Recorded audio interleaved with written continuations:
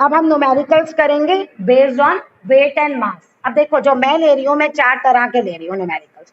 मैंने तुम्हें अर्थ पे वेट दे दिया, तुम्हें मास निकालना है मून और अर्थ पे, और वेट निकालना है मून पे। मान लो मैं तुम्हें मून पे वेट दे दूंगी, तो मास निकालना है तुम्हें अर्थ पे और मून पे, और वेट निकालना है अर्थ पे। मैं तुम्हें मास दे दूंगी अर्थ पे, फिर कहूंगी वेट निकालो मून और अर्थ पे, और मास निकालो मून पे। समझ में आया मैं कैसे कह रही हूँ? 4 चीजें हैं हमारे पास, वेट, मास, मून, अर्थ। तो कोई एक दी होगी, बची हुई 3 तुम्हें निकालनी है। ये कॉम्बिनेशन है। क्वेश्चन है हमारे पास, मास निकालना है ऑब्जेक्ट का अर्थ और मून पे, whose weight is 49 newton on earth. एन देखते ही समझ जाओ वेट है। अब ये कहाँ का वेट है? अर्थ का वेट है, राइट। तो जो हमारे पास वेट का फॉर्मूला है वो है mg। तो g जो है वो आएगा, g जो होगा वो अर्थ का होगा, राइट। अच्छा, अब इसमें वेट दे रखा है हमें 49 न्यूटन। m हमें फाइंड आउट करना है मास, ओके। और g हम ले लेते हैं 9.8। तो मास आ गया 49 अपॉन 9.8, पॉइंट हटा ऊपर, ये 10, यहाँ 2 आ गया 5 kg। क्यों? क्योंकि मास की यूनिट kg होती है। अब हमें पता है मास जो है वो हर जगह सेम होता है, तो जितना मास अर्थ पे होगा ऑन अर्थ 5 kg, क्योंकि हमने यही निकाला है अर्थ का लेके, और मून पे भी यही होगा क्योंकि मास चेंज नहीं होता। लेकिन अब हमें निकालना है wait of object on moon. वो हमें पता है, जो मून पे मास, जो अर्थ पे मास है उसका 1/6। तो अर्थ पे मास कितना था? 49 अपॉन 6, इतना न्यूटन आपका मून पे मास आ गया। नेक्स्ट क्वेश्चन ना आप नोट डाउन कर लेना।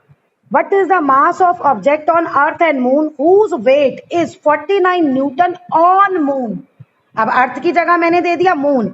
Also find the wait of object on अर्थ। अब अर्थ और मून की प्लेस जो है वो एक्सचेंज हो गए। ये दिया हुआ है आपको मून पे, तो हम जो है mg, g भी हम मून का लेंगे, राइट। अब g जो होता है मून पे, वो भी अर्थ पे जितना g है ना उसका 1/6 होता है।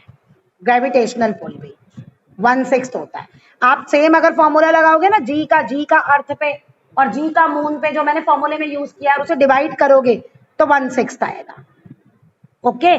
तो अब यहाँ पे जो m है वो आपका आ गया 4.4 इंटू 9, 6, 9.8। ये आ जाए आपका 30 kg। तो मास जो है वो मून पे भी 30 kg है और वो अर्थ पे भी 30 kg है, ओके। और अब आपको क्या चाहिए था? अर्थ पे वेट। अर्थ पे वेट, मून पे वेट दिया है, फॉर्मूला ये था ना हमारा। तो हमें निकालना है अर्थ पे वेट 6 इंटू 49। आपका ऐसे भी निकल सकता है, और जब आपने मास निकाल लिया तो उस 30 को आप 9.8 से मल्टीप्लाई कर दीजिए, ऐसे भी निकल सकता है। 2 मेथड है आपका अर्थ पे वेट निकालने का। चाहे आप मून वाला फॉर्मूला यूज कर लीजिए, चाहे mg यूज कर लीजिए। Next question, mass of an object. अब मैं दे रही हूं आपको mass. Mass of an object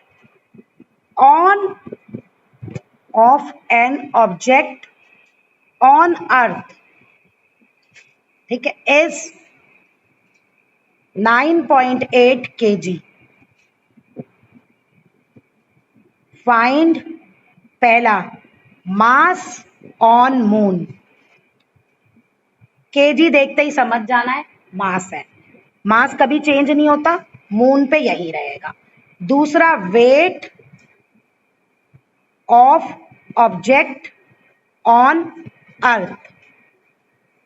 अर्थ का हमें फॉर्मूला मालूम है mg, तो m है 9.8 kg और g भी 9.8 kg। इनको सॉल्व करके न्यूटन में आंसर आ गया। फिर आपको निकालना है wait of object on moon, और मून का हमें फॉर्मूला पता है, अर्थ पे जितना वेट है उसका 1/6, तो 9.8 मल्टीप्लाई 9.8 अपॉन 6 न्यूटन। और यही सेम क्वेश्चन ऐसे भी आ सकता है, मास of an object on moon is 9.8 kg, find mass on earth, तो मास तो चेंज होता नहीं, अर्थ पे भी यही रहेगा मास, ठीक है जी। फिर वेट अर्थ पे और मून पे वो सब सेम है, और अब तुम्हें पता भी चल गया होगा कि क्यों सेम है। तो इन 4 क्वेश्चंस की मैं बात कर रही थी कि एक दिया होगा, बाकी 3 आपको निकालने होंगे।